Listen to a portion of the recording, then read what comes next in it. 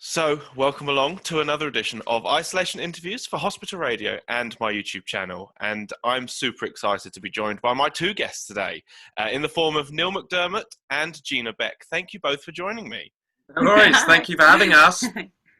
Now, obviously, life at the moment has been very strange. I mean, for you, how did you cope with early lockdown, and how have you found just the situation we find ourselves in? Well, I think, we are obviously actors both in the arts. So I was actually doing Pretty Woman, the musical, when Boris did his speech and sent us into lockdown, of course. And we were actually in warm-up at the time, about to go on stage, and our producers had to sort of run across London to come and tell us to go home because obviously audiences weren't allowed to be in. So I think for us in that show, we thought at the time we'd probably be back up and running by September. So it felt like, okay, we can get to September, we can get through this. We'll, do lovely things around our house or in our garden and do a bit of home DIY and all that sort of thing, and then sort of get back to it. But of course, it's gone on now a little bit longer, and after September, we were hopeful we'd be back for Christmas. But now, of course, it's looking more like March, April next year. And I know Gina was just about to go down to Chichester and do South Pacific. Yeah, no, I'd left Matilda the day before the theatres closed. So, I mean, I imagine that, for you guys in particular, it's such a strange time because obviously you go from, diaries full of all these different projects and everything to suddenly nothing. And obviously for you guys, you need to earn a living to keep going. So it must be very strange, very weird. It is. We try and just do whatever, like all actors kind of do. We do bits of teaching, or I was at one point doing Zoom accent coaching with some guys and girls from China. So I did that for a few weeks, which was something that came in. So we're just kind of doing whatever. I know you've been doing some crafts and things that you've been gift selling. Making, yeah. So yeah, just trying to, I don't know, find ways of making a bit of money. And then we had this sort of strange thing from the government about being viable and finding jobs that are viable. And it was quite tricky, I think, for most actors to take that on board. And it was around that time, I think, where Gina and I started to think, well, we're going to have to do something. We're going to have to work. And really, we'd like to do our jobs that we've been trained to do. And so we started to come to get an idea together to do some sort of concert or something for, at the time, just for our local community in a village hall was the idea, to do a sort of Christmas concert, really. But then that idea, I guess, once you start thinking about something, it kind of grows, and we get a little bit more ambitious. And it became a bit bigger than just the Christmas concert, or we decided to make it slightly different. And now we're in a position where we've written a play, if you like, with a Christmas concert on the end of it, that's aimed at young children, that we've been lucky enough. I should say we sort of decided, okay, we've got this far, we've written this show, now we're going to make a trailer, and then we're going to do some artwork, and then we're going to approach producers. And we were really lucky that Danielle Torrento has come on board with the show, and we're going to be doing it from the 8th to 23rd of December at the Charing Cross Theatre. And I imagine for you guys that the fact you're able to get back out there doing what you love doing, it must be such a great thrill. But not just that, you're also able to kind of do your own projects. That must be quite exciting for you guys. A bit mad. I mean, I've done like a few collaborative things, but nothing where we've literally. We're doing it. We're doing all the sound effects. We're writing this music. We're doing everything. We are essentially co-producers because we've got total creative control. So that is true. I think we've probably both in the past sort of thought, I'd like to write something, or I'd like to do something. But because we've done all right, I guess, as actors, we've never really had to. And the one, if we're looking for positives to come out of, this pandemic for us, it's that we've kind of had our arm twisted, if you like, and we've been forced to really think outside the box to what we normally do. And for us, that means that we've come up with an original concept, an original show, and we will always have that, I guess. So yes, we're performing this year, but I guess we hope that maybe it will be performed again in the future, whether by us or by other actors. So tell us a bit about the show. I mean, tell us a bit of, the plot and what goes on in the show. Well, it's about two Christmas elves called Figgy and Cupcake, and we start off by learning that Cupcake is scared of Christmas, and we don't know why exactly she's scared. Being a Christmas elf, it's slightly odd that she's scared of Christmas, and Figgy's been sent by Santa to come and find out what's wrong with Cupcake and see if he can help, bring her to remind her of the magic of Christmas and kind of remind her why there's no reason to be scared. And yeah, the kind of truth of it all comes out towards the end. And I mean, I imagine the good thing as well is everyone's had such a tough year that I think this Christmas we just want to kind of have a bit of normality. So having something like a lovely Christmas show to go and see, I know a lot of the pantos have obviously been stopped this year. I think a few of them are still going. But to have something that people can get excited about, I imagine it's just obviously going to be amazing feeling for people. So you want to just get back to normal, really. Yeah, but I mean, and also we should say we've aimed it at young families, so we thought that, we both have young families ourselves, and we were kind of looking around for things to do with our own families and realizing maybe there's not going to be a lot going on at Christmas, and it's really sad, actually, because it's such a magical, special time for particularly young children. So we decided that that's the avenue we would go down, and we would aim our show, if you like, at a younger audience. So yeah, that's kind of where we've ended up. And also, obviously, it'd be great, I imagine, for you to get back into a theatre because, I mean, obviously nothing's really been happening for the best part of 9 months or whatever. So for you guys, obviously being actors, being back in the theatre must be just such a good feeling. Yeah, well, yeah, we've not been in yet. We've not been in yet, but we're... we're hopefully going to go and see. I've actually performed at this theatre before, so yeah, but it will be nice to see where we're going to be because they've changed the set slightly, and there's another show that will be doing their show at night while we're doing our show during the day, so it's all going to be interesting to work out how we can use the space to best effect. But we have, been in a rehearsal room together during these times, so that's been great.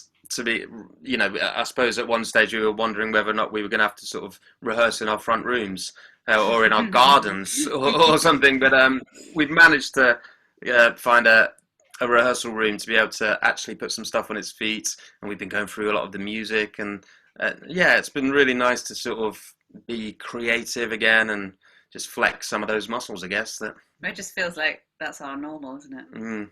That's what we need to do. I mean, that's the thing is we're all kind of slowly getting back to, hopefully, fingers crossed, back to normality. So, I mean, do you guys know what the plans will be into the new year? What, have you guys got anything in the pipelines that you're hoping to be able to take part in? Well, I am scheduled to go back to Pretty Woman when it's allowed. So basically, Pretty Woman, they've sort of said that they can't really open to a socially distanced audience. That's why most of the big West End shows haven't been able to reopen. I know some of them are trying to do it to a socially distanced audience. It's so sad that, when Six the Musical opens or I think a couple others, then we go back into lockdown. So all the work they have done is sort of put on hold again. So we're really hopeful that we come out of lockdowns when Boris has said we're going to, and that maybe some more opportunities will arise in the new year. But for me, it's I'll be going back to Pretty Women as soon as we're allowed. They're ready to open as soon as we're allowed, yeah. And Gina, what about you? So South Pacific, that was supposed to happen at Chichester Festival Theatre, they have directly postponed it for a year, so it's still open in July. So fingers crossed by then we might be able to do it. Now, obviously, Neil, we have to talk about, people will know you from EastEnders and your time playing, of course, Ryan. So, I mean, what are your memories from playing that character? Because he was such an interesting character to watch.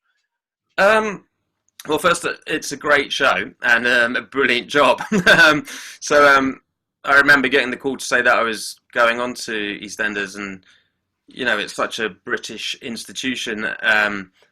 it's really exciting to be a part of, and turning up on your first day and seeing all the other characters and stuff is quite overwhelming, really.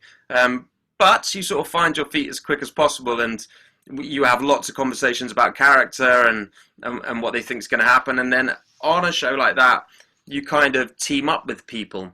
So my character pretty quickly, obviously, Shona played Whitney, my sister, so I did lots of work with Shona. But also I did a lot of work with Charlie Brooks, who played Janine, because we kind of got on as actors. I think that worked on screen well, so they started writing for us.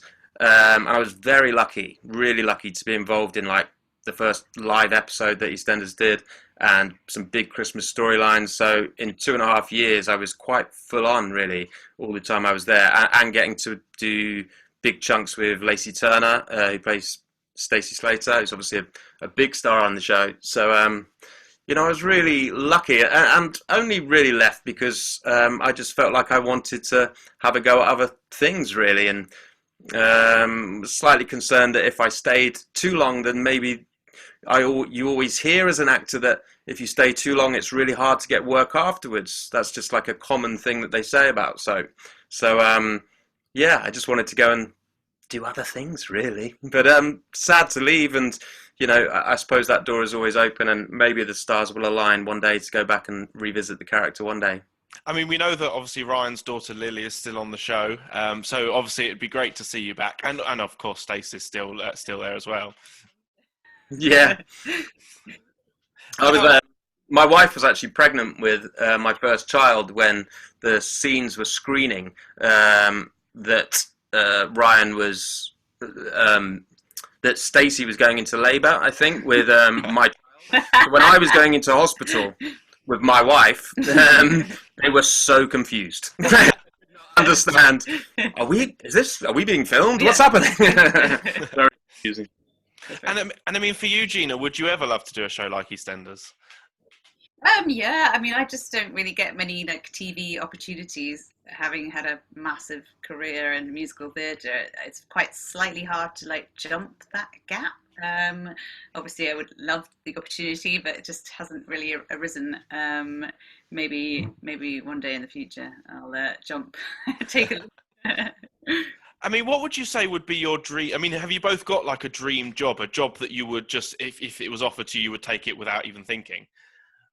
Like the next one. Right, anyone, right? Any job. I'd always like to be in a Richard Curtis movie. Like my ultimate aim. Yeah, I mean, a movie career would be good. But you know, I suppose when I left EastEnders, I had a chance to sort of go to America if I wanted to, and go and try and live out there and do that life for a bit. And I found that I didn't really want to do that, to be honest. I just wanted to do well here, and that was enough for me, if you like. I didn't really feel the need that I wanted to go to America and be traveling the world doing bits and bobs in films or TV shows if I was lucky enough to achieve that. I kind of wanted just to stay at home and do well here. And so that's what I've always been working towards. So just and my career in the last sort of 5 years has mainly been in theatre. So I'm more than happy just to keep on doing really lovely roles and parts in great theatre shows, to be honest. I mean, obviously, hopefully, you know, next year will be the year that theatre comes back with a bang. Because I think there's a lot of you know, obviously, you know, fear mongering out there and everything. But you know, next year, I have my fingers crossed that obviously we'll get back to some form of normality with the theatres anyway. Well, I really think that when the theatres are allowed to open to an unsocially distanced audience, I'm pretty sure that audiences will want to go back. They're desperate to go back, to go and do something with their times, especially during these lockdowns. It's quite hard to know what to do. You're looking around, oh, well, should we go for another walk? Or what? I mean, what should we do? So yeah, I think people are crying out for a bit of entertainment. It's really important for people's mental health, I think, to be able to get out there and go and see something. And obviously, with Christmas coming up, it's a big time for many industries. You know, shops do a lot of business, and they need to be open. Hospitality and theatres as well. You know, it's a massive time. That's why pantomime is so important. That theatres could put them on, because it's where a lot of theatres make big money for them to be able to sort of support them for the rest of the year. So yeah, I would just say to anybody who's, I guess, not been affected as much financially by these by the pandemic, and I'm sure there's many people who haven't been. Obviously, when we look at it from our point of view in our industry, we've been really affected, but I know lots of people haven't. So I just say, support local business, support those industries that have struggled, and if you can go to the theatre and see a show, then please do support the arts and the theatre wherever you are. And I mean, the other thing I suppose is as well that for a lot of youngsters, you know, Panto and similar to sort of shows that you're doing, it's their first experience of theatre, because, you know, they're not going to go and see a heavy play at you know, sort of 3 or 4, but they will go and see Pantos and, you know, things that are just going to really sort of, you know, set their minds on, you know, a light. That's right. Yeah, I mean, it certainly was my first experience of theatre, was pantomime. I'm sure it was probably yours as well. And my kids as well, going to see sort of children's theatre, if you like, which is what we're doing, you know, so it's for under 8s, and we're introducing them to the theatre. We have a show that is a fun show, a Christmas show about an elf who was scared of Christmas, but part of what we wanted to have in the show is this sort of thing of anxiety, which is a big thing that's going on at the moment during the pandemic, where kids are, I know from, you know, taking the kids to school, some of them are struggling to go into school. Some of them, I run a youth theatre with my wife as well, and some of the kids that come to the youth theatre are struggling to get through the door to come in, because, and the parents say they're just really worried at the moment. They're just suffering from a lot of anxiety, and I completely understand. And it's something we touch on in the show, not in a heavy way, but we do touch on it to sort of give cupcakes and coping mechanisms for anxiety in a Christmassy way. Now, we must also say that, of course, you know, the NHS have been fantastic as well. I mean, obviously, you know, the front line, everyone on the front line is doing such a great job. I mean, have you guys had any sort of dealings with the NHS, and what are your kind of thoughts about, you know, what they're doing at the moment? Well, it's amazing, isn't it? Just anybody I know who works in that field is just a complete hero. It's just such a hard job, and to maintain that level of enthusiasm, you know, keeping your spirits up when you're obviously, especially during the peak, when things were very crazy. I knew people who worked in the emergency rooms in London. It just, you know, some of the stories you hear, it's unbelievable what they were dealing with day on day.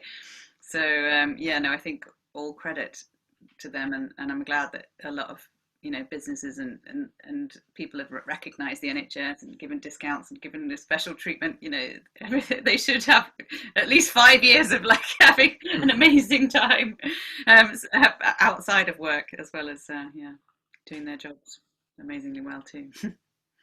Now, I just want to say it's been an absolute pleasure talking to you both. But before we go, have you got any messages for anyone who is currently stuck in hospital, you know, obviously not having the best time of it at the moment? Any messages for them? Well, yeah, I mean, we're just sending you all our love, and we hope you all get better really quickly. It's hopefully there's will be some Christmas music being played over the radio in the next few. That always makes me smile. Yes, just as Gina said, they're just sending lots of love in the lead up to Christmas, and we hope that you all get well soon and are able to go home, hopefully for Christmas, and urge you just to stay positive, and lots of love. I just want to say, guys, thank you so much for joining me. It's been an absolute pleasure. Of course, keep safe, and thank you again for your time. No worries. Thank you very much.